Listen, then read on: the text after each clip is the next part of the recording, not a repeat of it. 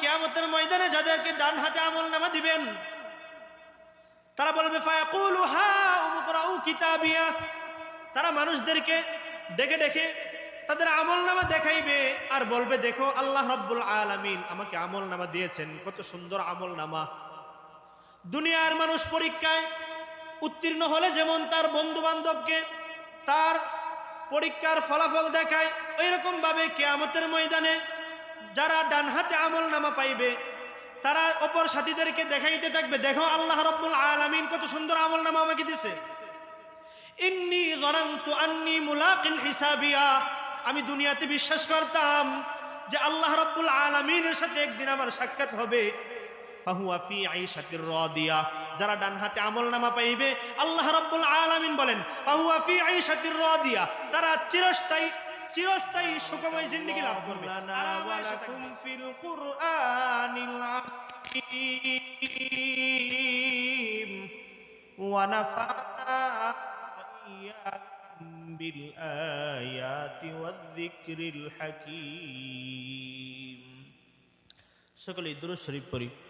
আল্লাহুম্মা সাল্লি আলা মুহাম্মাদিন ওয়া আলা আলি মুহাম্মাদ কামা সাল্লাইতা আলা ইব্রাহিম ওয়া আলা আলি ইব্রাহিম ইন্নাকা হামিদুম মাজিদ। আল্লাহুম্মা বারিক আলা মুহাম্মাদিন ওয়া আলা আলি মুহাম্মাদ কামা বারাকতা আলা ইব্রাহিম ওয়া আলা আলি ইব্রাহিম ইন্নাকা হামিদুম মাজিদ। সুবহানাকা লা ইলমা লানা ইল্লা মা আল্লামতানা ইন্নাকা আনতাল আলিমুল হাকীম। বছরা ফুরকানিয়া হাফিজিয়া মাদ্রাসা মসজিদ এতিমখানা ও যুব সমাজের উদ্যোগে আজকের এই মাহফিলের সম্মানিত সভাপতি ও আমার সামনে উপবিষ্ট মুসল্লিয়ানি কারাম এবং পর্দার আড়ালে মা ও বোনেরা, সকলকেই আমার পক্ষ থেকে আন্তরিক মুবারকবাদ। আল্লাহ রাব্বুল আলামিন এই এলাকার অসংখ্য মানুষ থেকে আমাদেরকে যাচাই করে মোহাব্বত করে আল্লাহ রাব্বুল আলামিনের জান্নাতের একটি বাগান, সেই বাগানে বসার কিছু কথা বলার ও শোনার তৌফিক দান করছে। এই জন্য আমরা সকলেই জবান করে কালিমাতু শুকর আদায় করি আলহামদুলিল্লাহ। সম্মানিত হাজিরিন, আল্লাহ রাব্বুল আলামিন কুরআনে পাকে ইরশাদ করেন লাহুম মা ইয়াশাউনা ফিহা ওয়া লাদাইনা মাজিদ, যে বান্দা যা চাইবে আমি তাকে তা দিব। শুধু তাই দিব না, বরং তার চেয়ে বেশি দিব আমি। আল্লাহ চাওয়ার থেকে বেশি কখন দিবেন? জান্নাতে যাওয়ার পরে আল্লাহ তাআলা চাওয়ার থেকে বেশি দিবেন।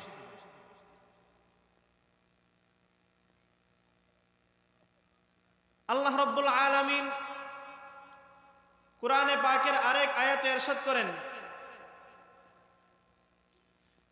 লাকুম ফিহা মা তাশতাহি আনফুসুকুম ওয়া লাকুম ফিহা মা তাদউন নুজুলাম মিন গফুরির রহিম। কিয়ামতের ময়দানে হিসাব নিকাশ হওয়ার পরে যারা জান্নাতে যাবে তারা জান্নাতে আমার কাছ থেকে যা চাইবে তাই পাইবে। ওয়ালাকুম ফিহা মা তাদউন, এবং তারা সেখানে আনন্দিত থাকবে। নুজুলাম মিন গফুরির রহিম, আল্লাহ তাআলা বলতেছেন এই যে জান্নাত রাখছি তোমাদের জন্য, এই জান্নাতে তোমরা মেহমান স্বরূপ, আর মেজবান আমি আল্লাহ নিজে। তো জান্নাতে আল্লাহ তাআলা হবেন মেজবান আর আমরা হব মেহমান। তো আল্লাহ তাআলার মেহমানদারি গ্রহণ করতে হইলে আমাদেরকে জান্নাতে যেতে হবে। আচ্ছা, তো জান্নাতে যাব কিভাবে? জান্নাত কি দুনিয়াতে থাকা অবস্থায় পাবো নাকি মৃত্যুর পরে পাবো? কথা বললেন, আমার সাথে কথা বললেন একটু। হ্যাঁ, মৃত্যুর পরে। তো মৃত্যুবরণ করতে হবে। মৃত্যু যদি বরণ করতেই হয় তাহলে আল্লাহ তাআলা আমাদেরকে পাঠাইলেন কেন? মানুষের যদি মৃত্যুবরণ করতে হয় তাহলে দুনিয়াতে পাঠানোর উদ্দেশ্যটা কি আল্লাহ তাআলা? আল্লাহ তাআলা কোরআন শরীফে বলতেছে সূরা মুমিনের মধ্যে আফাহাসিবতুম আন্নামা খালাকনাকুম আবাসাও ওয়া আন্নাকুম ইলাইনা লা তুরজাউন। এ দুনিয়ার মানুষেরা, তোমরা কি ধারণা করেছো আমি তোমাদেরকে অযথা তৈরি করেছি, অযথা সৃষ্টি করেছি? ওয়া আন্নাকুম ইলাইনা লা তুরজাউন, তোমরা কি আমার নিকট ফিরে আসবে না, এটা ধারণা করতেছো?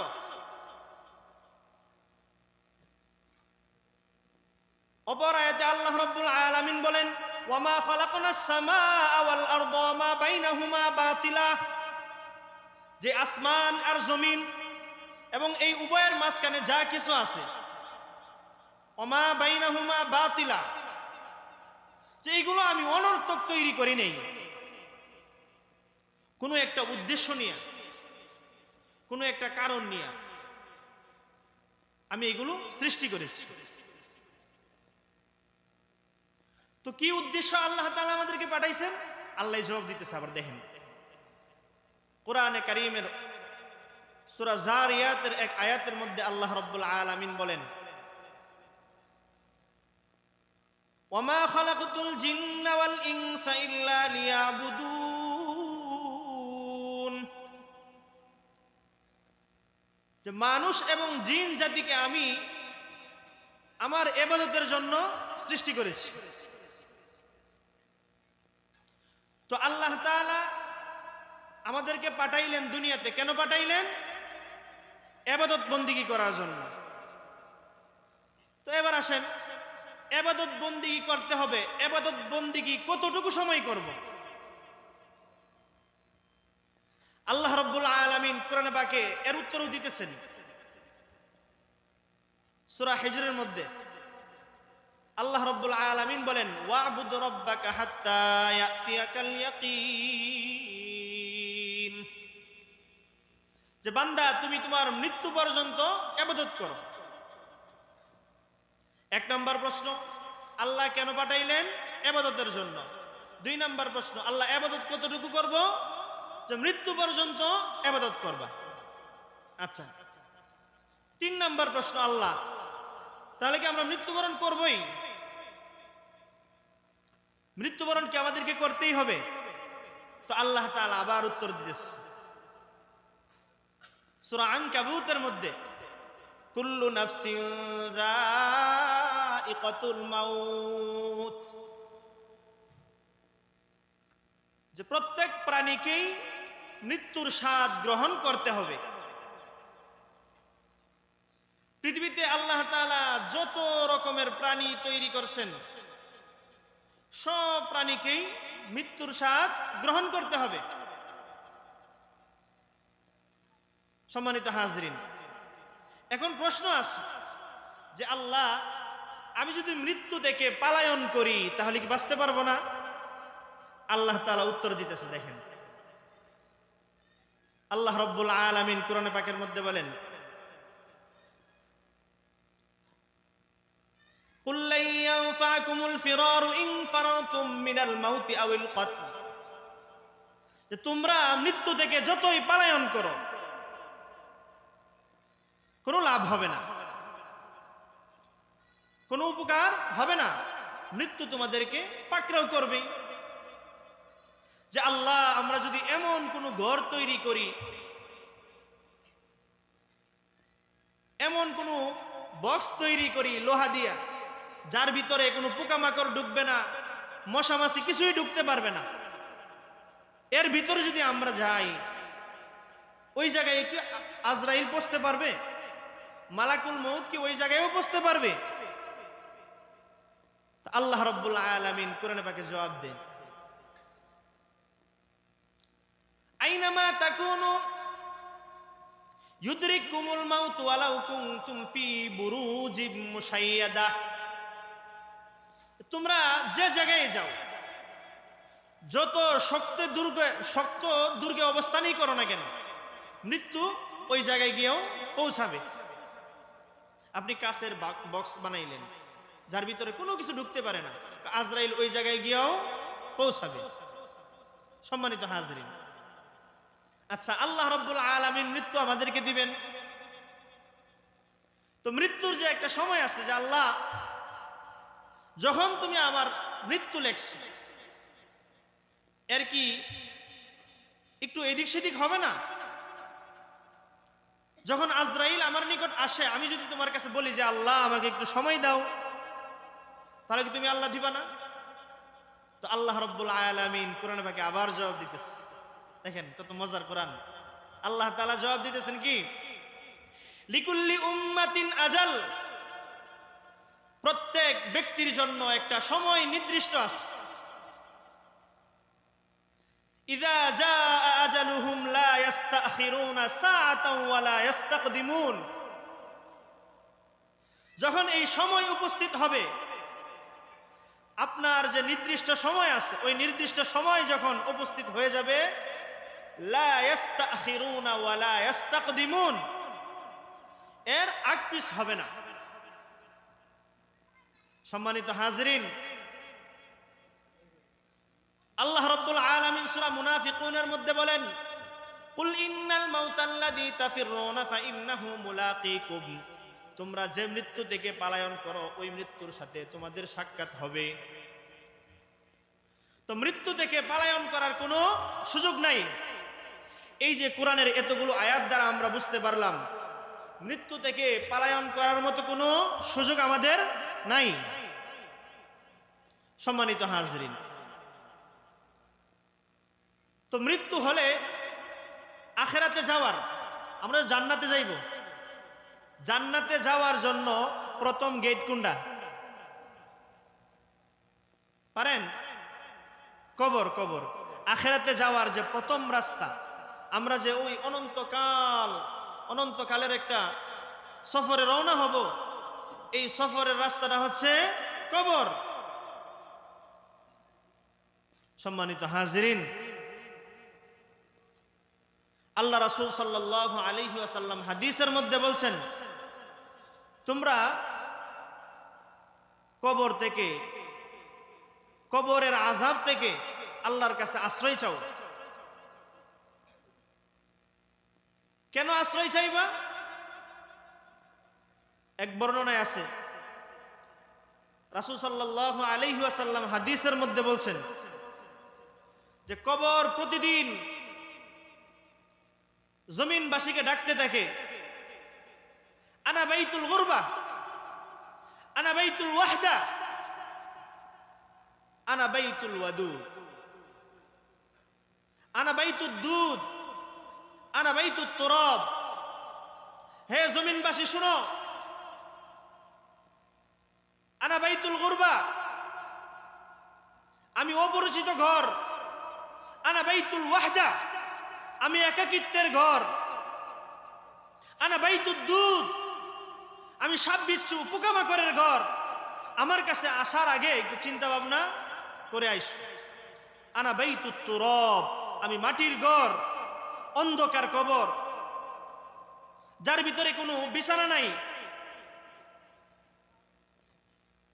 কোনো আলো নাই, অন্ধকার আর অন্ধকার, সেই কবরে আপনি আমাকে যেতে হবে। যদি নেক আমল নিয়ে মরতে পারি তাহলে ওই কবরটা হবে আপনি আমার জন্য শান্তির জায়গা। আর যদি আল্লাহ তাআলার নাফরমানি করে মারা যায়, ওই কবরটা হবে আপনি আমার জন্য বিশাল ভয়ঙ্কর।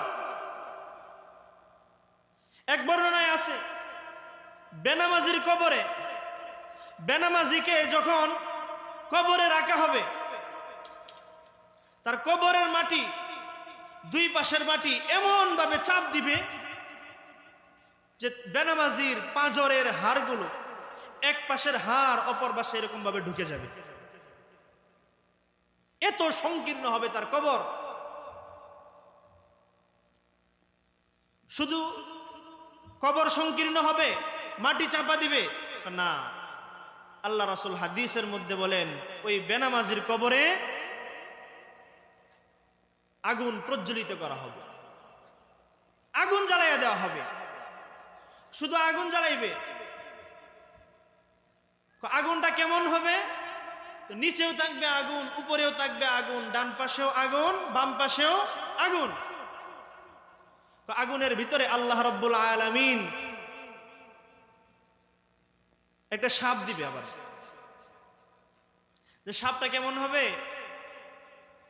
একদিন একজন সুস্থ মানুষ হাঁটলে একদিনের যতটুকু রাস্তা সে অতিক্রম করতে পারে এতটুকু লম্বা হবে সাপটা। তো একদিন হাঁটলে আপনি আমি কোন পর্যন্ত যাইতে পারবো? 20, 25, 30 মাইল হাঁটতে পারবো না একদিনে? এতটুকু লম্বা হবে, চিন্তা করেন। কিন্তু এনে যারা আছে, আমরা তো মাশাআল্লাহ নামাজি, যারা বেনামাজি হেরারে কইতেছে আপনারা না। তো একদিন একজন সুস্থ মানুষ পায়ে হেঁটে যতটুকু অতিক্রম করতে পারে এর চেয়ে এতটুকু লম্বা হবে সাপটা। সাপের যে চোখগুলো হবে, আল্লাহ তাআলা চোখগুলো যে দিবে, এই চোখগুলো হবে আগুনের। আবার এই সাপের আল্লাহ তাআলা নখ দিবেন, এই নখগুলো হবে লোহার। তো এই সাপ এমন ভাবে সুবল মারবে যে একটা সুবল দেওয়ার কারণে ওই বেনামাজি 70 হাত মাটির নিচে চলে যাবে, নাউজুবিল্লাহ। তৎক্ষণাৎ ফেরেশতারা আবার তুলে ফেলবে, আবার সুবল দিবে, আবার 70 হাত নিচে যাবে, আবার তুলবে, আবার সুবল দিবে, এরকম ভাবে করতেই থাকবে, সুবল দিতেই থাকবে। তো কতটুকু সময় পর্যন্ত দিবে? যে ব্যক্তি ফজরের নামাজ পড়ে নাই, জোহর পর্যন্ত ওই সাপ তাকে সুবল দিতে থাকবে। আর যে ব্যক্তি জোহরের নামাজ পড়ে নাই, আসর পর্যন্ত ওই সাপ তাকে সুবল মারতে থাকবে। ওইরকম ভাবে আসর থেকে মাগরিব, মাগরিব থেকে এশা, এশা থেকে ফজর পর্যন্ত তাকে সুবল মারতে থাকবে। এই সুবল মারা কিয়ামত পর্যন্ত জারি থাকবে। তো মুহতারাম হাজরিন, একটু চিন্তা করুন, আমি যে নামাজ পড়তেছি না, আমি বুঝমান হওয়ার পর থেকে, বালক হওয়ার পর থেকে জীবনে কত হাজার নামাজ ছাড়ছি তার কোনো হিসাব নাই। কত মানুষের গীবত করছি তার কোনো হিসাব নাই। আমার উপর রোজা ফরজ হওয়ার পর থেকে কত রোজা ছেড়ে দিছি তার কোনো হিসাব নাই। আল্লাহ যদি মাফ না করে, কবর আপনি আমার জন্য অনেক ভয়ঙ্কর হয়ে যাবে। সম্মানিত হাজরিন, এই জন্য কবরে যাওয়ার আগে কবরের প্রস্তুতি গ্রহণ করতে হবে। এরপর দেখেন, যদি কোনো মানুষ নেককার হয় তাহলে আল্লাহ রাব্বুল আলামিন তার জন্য জান্নাত থেকে সুন্দর মনোরম একটা বিছানার ব্যবস্থা করবেন। এবং কিয়ামত পর্যন্ত আল্লাহ তাআলা এমন এক ঘুম দিবেন তাকে, এক ঘুমে সে কি কিয়ামত পর্যন্ত খাটাইয়া দিবে। আর যদি বদকার হয় তাহলে তার জন্য আরো নানান ধরনের আযাব রয়ে গেছে। সম্মানিত হাজিরিন, কিয়ামতের মাঠ যখন হবে তখন আমরা যারা আছি সমস্ত মানুষ দুই ভাগে বিভক্ত হবে। কয় ভাগে? দুই ভাগে। কি দুই ভাগ? আল্লাহ রাব্বুল আলামিন কোরআনে পাকে বলেন সূরা হুদের মধ্যে, ফামিনহুম শাকিয়্যুন ওয়া মিনহুম সাঈদ, যে একটা দল হবে হতভাগা, আরেকটা দল হবে সৌভাগ্যবান। তো আমরা হতভাগাদের অন্তর্ভুক্ত হইতে চাই নাকি সৌভাগ্যবানদের অন্তর্ভুক্ত হতে চাই? সৌভাগ্যবানদের অন্তর্ভুক্ত হতে চাই। তো যারা হতভাগা তাদের জন্য কি আছে? আল্লাহ রাব্বুল আলামিন সূরা হুদের মধ্যেই বলেন, ফাআম্মাল্লাযীনা শাকু ফাফিন্নার, যারা হতভাগা, যারা পাপিষ্ঠ তাদের জন্য রয়েছে আল্লাহর আযাব, জাহান্নামের শাস্তি।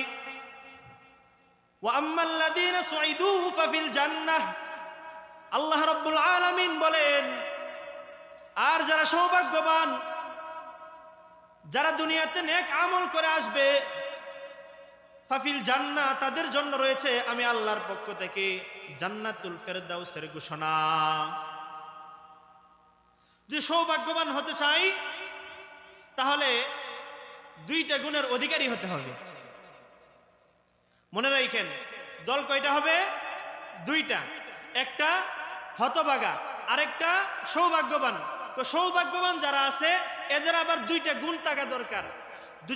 যদি দুইটা গুণ থাকে তাহলে আপনি সৌভাগ্যবানদের অন্তর্ভুক্ত, আর যদি আপনার ভিতরে এই দুই গুণ না থাকে তাহলে আপনি হতভাগাদের অন্তর্ভুক্ত।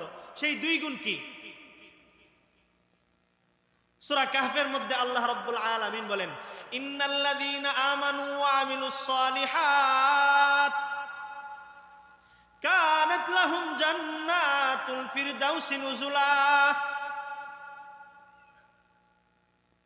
যারা ঈমান আনবে এবং নেক আমল করবে তাদের জন্য রয়েছে আমার পক্ষ থেকে জান্নাতুল ফেরদাউসের ঘোষণা। তো সৌভাগ্যবান হতে হলে কি করতে হবে? ঈমান আনতে হবে এবং নেক আমল করতে হবে। তো ঈমান আনবো, দেখেন কেমন ঈমান। আল্লাহ রাব্বুল আলামিন কোরআনে পাকেই বলেন কেমন ঈমান আনতে হবে। আমিনু কামা আমানান নাস, আল্লাহ রাব্বুল ইজ্জত বলতেছেন যে তোমরা ঈমান আনো। কেমন ঈমান? আমিনু কামা আমানান নাস, লোকেরা যেমন ঈমান আনছে। তো লোকেরা কেমন ঈমান আনছে? এই লোকেরা কারা? এই আয়াতের ব্যাখ্যায় মুফাসসিরিনগণ লেখেন যে সাহাবায়ে কেরাম যেমন ঈমান এনেছিলেন ওই রকম ঈমান আনতে হবে। তো সাহাবায়ে কেরামের ঈমান কেমন মজবুত ছিল? হযরত আম্মার বিন ইয়াসির রাদিয়াল্লাহু তাআলা আনহুমার নাম শুনছেন, হযরত সুমাইয়া রাদিয়াল্লাহু তাআলা আনহার নামও শুনেছেন। আম্মার রাদিয়াল্লাহু তাআলা আনহা এর আম্মার নাম সুমাইয়া রাদিয়াল্লাহু তাআলা আনহা। তো যখন আম্মার রাদিয়াল্লাহু তাআলা আনহু এবং সুমাইয়া রাদিয়াল্লাহু তাআলা আনহা দুইজন ঈমান আনলেন, তো একদিন মা আর ছেলে দুইজন এক রাস্তা দিয়ে যাইতেছে।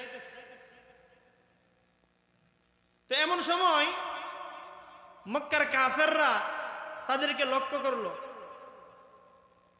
তাদেরকে ডাকলো, বলতেছে শুনছি তোমরা নাকি মুহাম্মদের দ্বীন গ্রহণ করছো,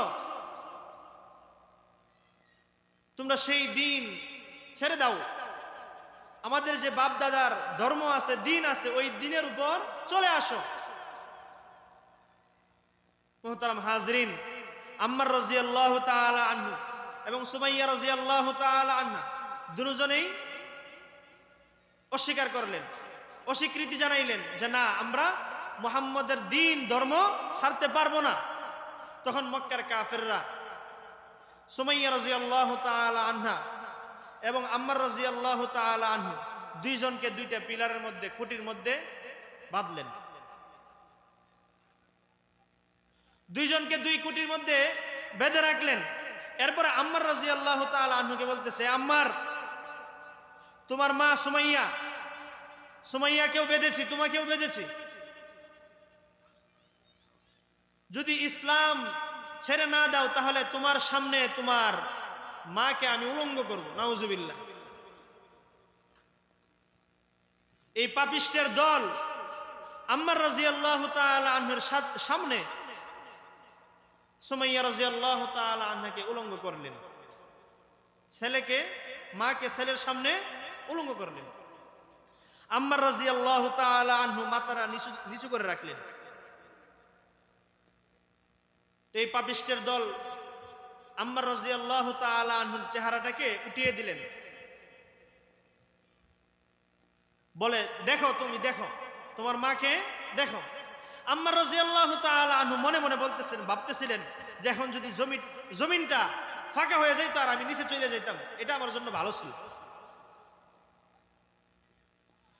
তো ওই দিক থেকে সুমাইয়া রাদিয়াল্লাহু তাআলা আনহা বলতেছে যে আম্মার, যাই হোক, যা কিছুই হোক, তুমি তোমার ঈমান ছাড়বা না। দেখেন, একটু চিন্তা করেন, আমি তো মুসলমান হয়ে গেছি, সস্তা ঈমান পেয়ে গেছি, মুসলমানের ঘরে জন্ম নিয়েছি, কষ্ট করতে হয় নাই। তাদের ঈমান কতটা মজবুত ছিল যে মাকে ছেলের সামনে উলঙ্গ করা হয়েছে, তারপর ওই অবস্থায় মা বলতেছে, আম্মার, তুমি তোমার ঈমান ছেড়ে দিও না। তো দেখলো কোনোভাবেই কাজ হইতেছে না। তখন এই পাপিষ্টের দল বলল যে একটা বর্ষা নিয়ে আস। সুমাইয়া রাদিয়াল্লাহু তাআলা আনহা উলঙ্গ অবস্থায় খুঁটির মধ্যে বাঁধা।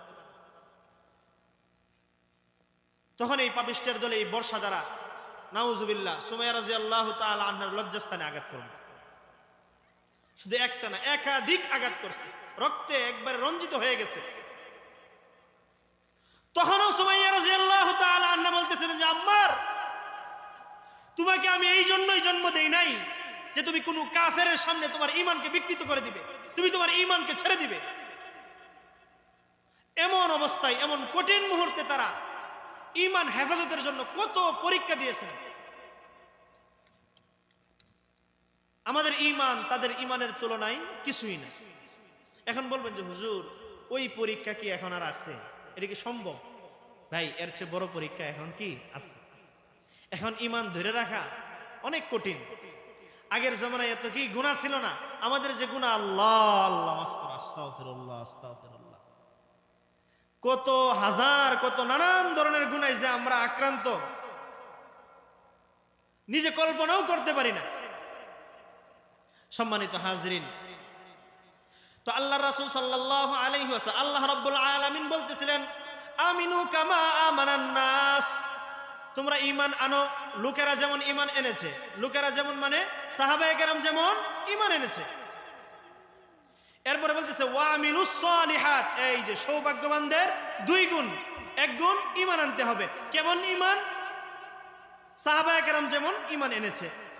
দুই নাম্বার গুণ, নেক আমল করতে হবে। তো কেমন আমল? সাহাবায়ে কেরাম যেমন আমল করেছে, রাসূলের তরিকাওয়ালা আমল। কেমন আমল? রাসূলের তরিকাওয়ালা আমল। যদি রাসূলের তরিকা ছাড়া কোনো আমল করা হয়, ওই আমল আল্লাহর নিকট গ্রহণযোগ্য হবে না। রাসূলের সুন্নতের উপর আমল করা,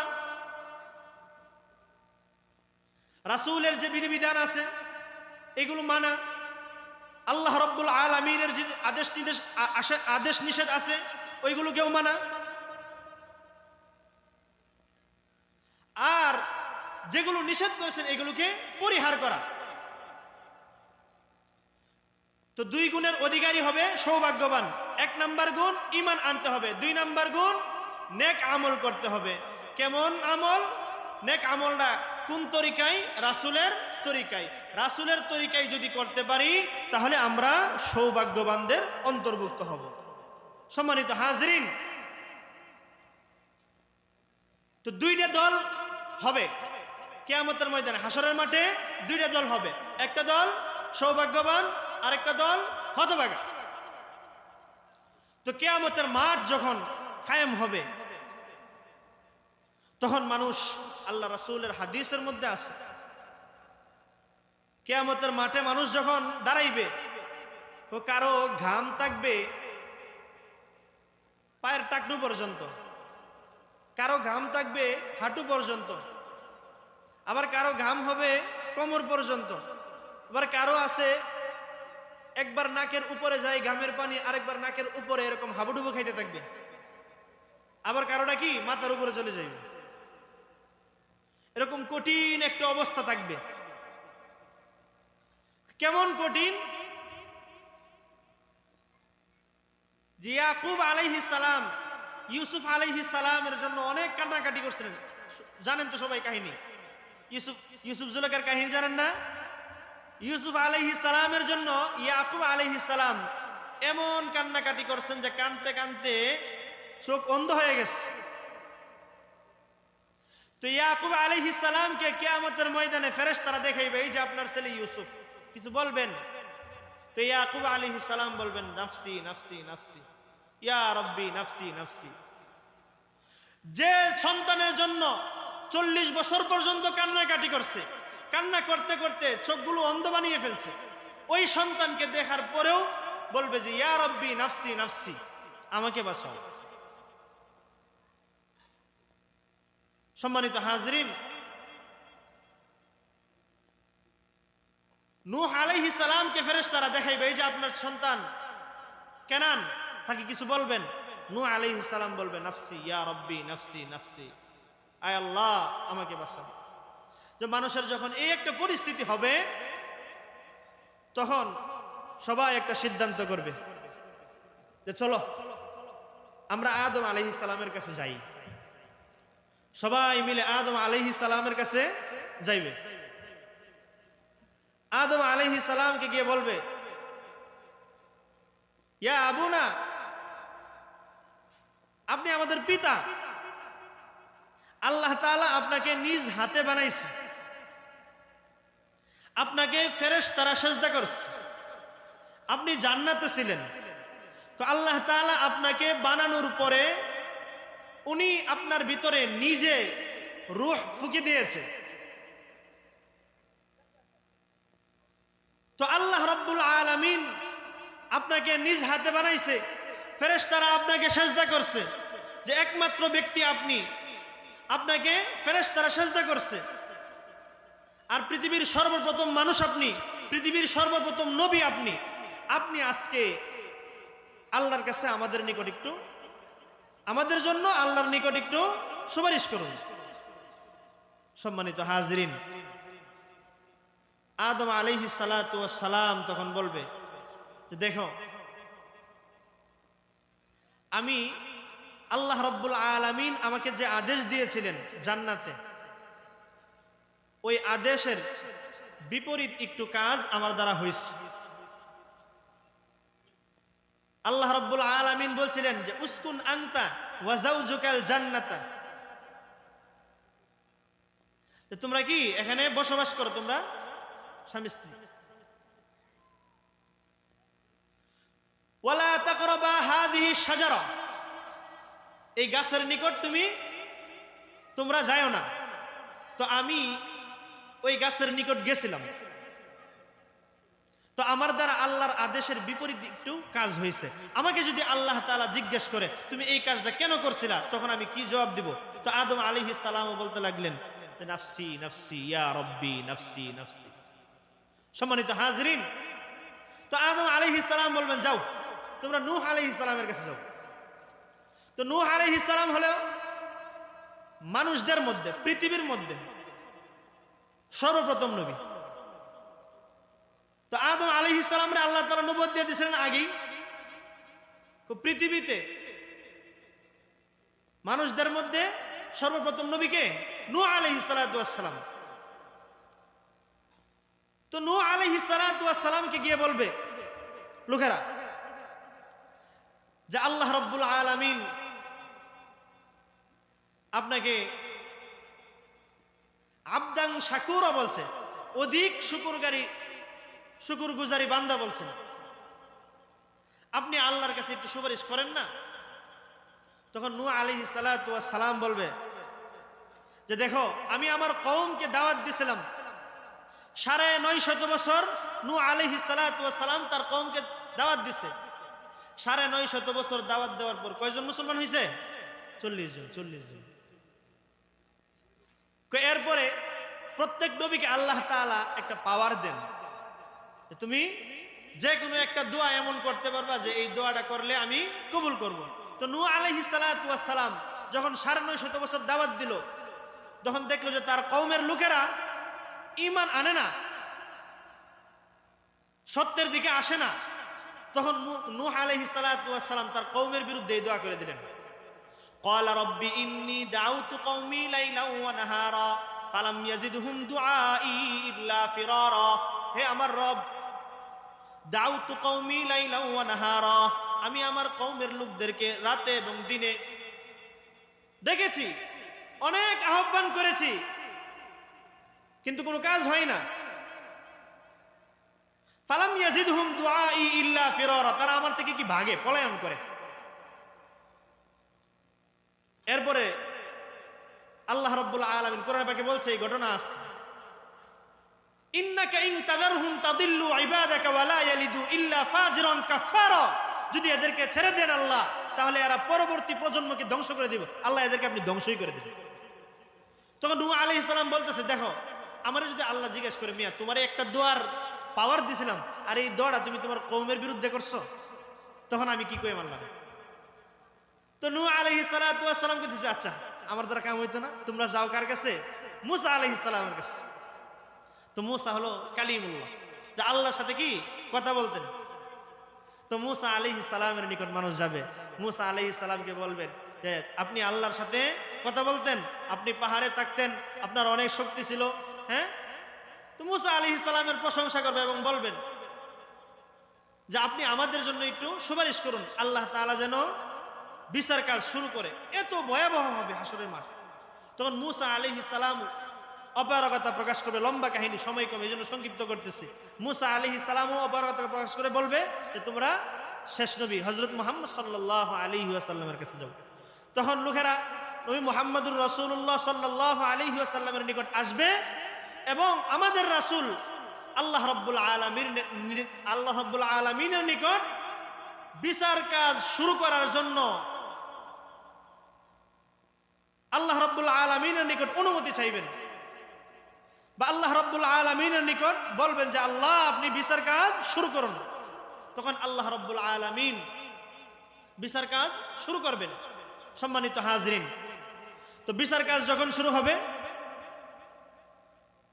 কিছু মানুষের আমলনামা আল্লাহ তাআলা ডান হাতে দিবেন, আর কিছু মানুষের আমলনামা বাম হাতে দিবেন। এই যে যারা ডান হাতে আমলনামা পাইবে তারা হবে সৌভাগ্যবান, আর যাদের আমলনামা বাম হাতে হবে তারা হবে হতভাগা। মনে আছে ওয়াজের সিরিয়াল মনে আছে তো, নাকি ভুলে যাইতেছেন? দল কয়টা হইব?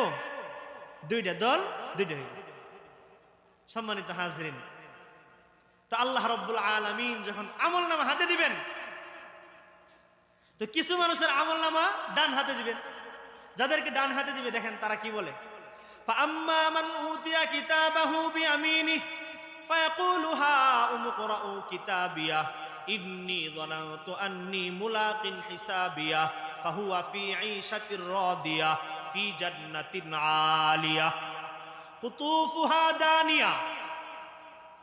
আল্লাহ রাব্বুল আলামিন কিয়ামতের ময়দানে যাদেরকে ডান হাতে আমলনামা দিবেন, তারা বলবে ফায়াকুলু হাউম ইকরাউ কিতাবিয়া, তারা মানুষদেরকে ডেকে ডেকে তাদের আমলনামা দেখাইবে আর বলবে দেখো আল্লাহ রাব্বুল আলামিন আমাকে আমলনামা দিয়েছেন, কত সুন্দর আমলনামা।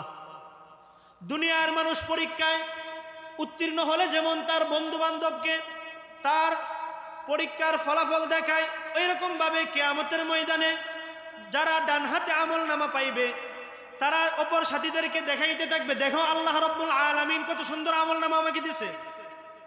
ইন্নী যানানতু আন্নী মুলাকিন হিসাবিয়া, আমি দুনিয়াতে বিশ্বাস করতাম যে আল্লাহ রাব্বুল আলামিনের সাথে একদিন আমার সাক্ষাৎ হবে, ফাহুয়া ফি আইশাতির রাদিয়া, যারা ডান হাতে আমলনামা পাইবে আল্লাহ রাব্বুল আলামিন বলেন ফাহুয়া ফি আইশাতির রাদিয়া, তারা চিরস্থায়ী সুখময় জিন্দেগি লাভ করবে, আরামায়েশে থাকবে।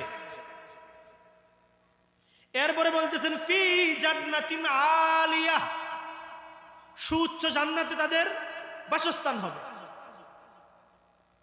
কুতুফুহা দানিয়া, যে জান্নাতে যারা যাবে তাদেরকে যে আল্লাহ রাব্বুল আলামিন খাবার দিবেন, বিভিন্ন ধরনের ফল ফ্রুট দিবেন, যে এগুলো গাছ থেকে পেরে তারপরে খেতে হবে না। এর অধিকাংশ মানুষই আপনারা দাড়ি পাকা মুরব্বী, অধিকাংশই দাড়ি পাকা। দেখেন, আমি ছোট মানুষ, ছোট বক্তা, বড় বক্তা পরে আইতেছে ওয়াজ করব, আমি আপনাদের সাথে একটু মুজাকারা করি আর কি, একটু গল্প করি। এখানে যারা আছেন আপনারা অধিকাংশ মানুষের দাড়ি পাকা।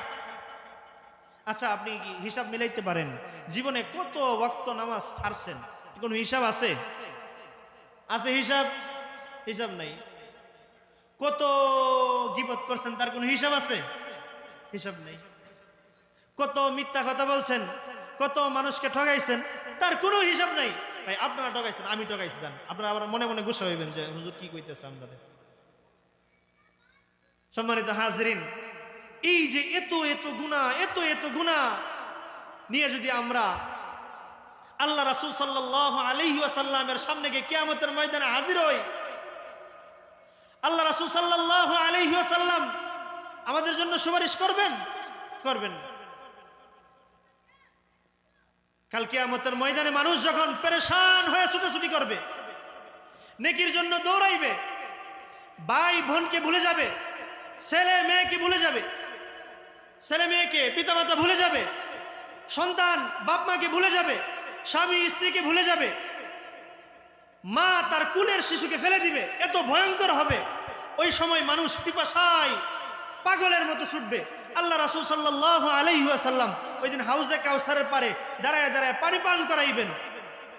তখন আল্লাহ রাসূল সাল্লাল্লাহু আলাইহি ওয়াসাল্লাম বলেন, যাদের চেহারায় দাড়ি থাকবে না, কাল কিয়ামতের ময়দানে রাসূল বলবেন, সুহকান সুহকান সুহকান, দূর হ শয়তান, তোর জন্য আমি এত কষ্ট করছিলাম দুনিয়াতে, আমি তোর জন্য ক্ষুধার যন্ত্রণায় পেটে পাথর পেতেছিলাম, তোমার জন্য আমি আমার দাঁত মুবারক শহীদ করেছিলাম, তোমার জন্য আমি তায়েফের ময়দানে আমার শরীর থেকে রক্ত ঝরিয়েছিলাম।